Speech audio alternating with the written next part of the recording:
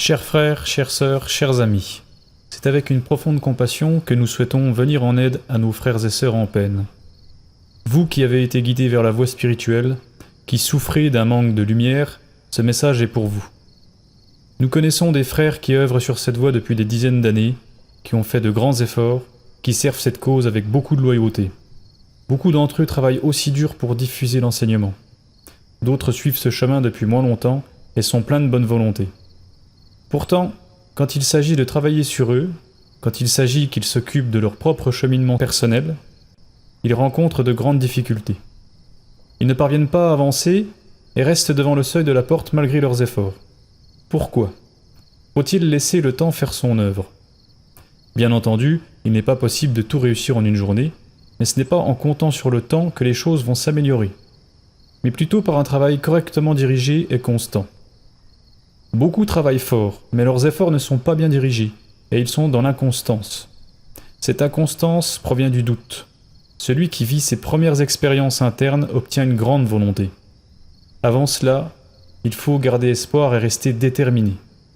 C'est là la principale cause de toute stagnation.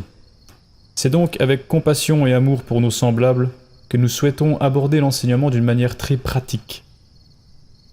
Avant toute chose, nous vous rappelons que ces clés ont été enseignées par le VM Samel Onveor, avatar de l'ère du Verseau, Bouddha Maitreya.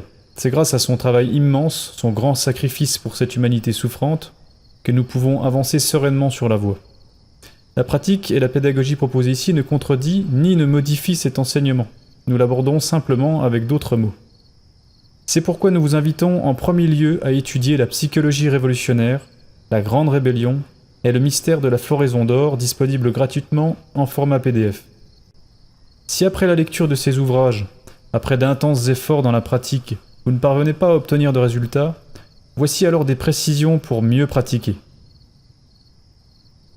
Pour parvenir à éveiller la conscience, vivre les différents degrés d'extase, atteindre le vide illuminateur, sortir en astral, éveiller le feu sacré ou toute autre expérience mystique, il est nécessaire d'être constant et méthodique dans la pratique.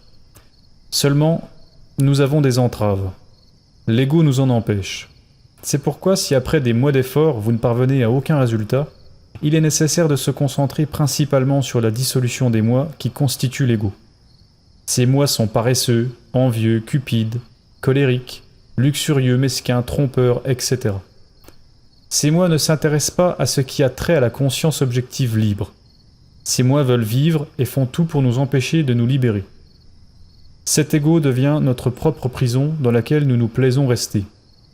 Pourtant, nous souffrons de notre condition, mais nous ne savons pas comment nous en libérer. Alors nous essayons de changer notre vie extérieure, ou nous essayons de l'oublier en la refoulant dans les profondeurs de notre subconscient. Ce qui ne fait que renforcer l'ego jour après jour, mois après mois, année après année, vie après vie. Non, il est temps de comprendre comment faire et de prendre le taureau par les cornes. Voici les connaissances nécessaires que nous devons nous rappeler durant la pratique de dissolution de l'ego.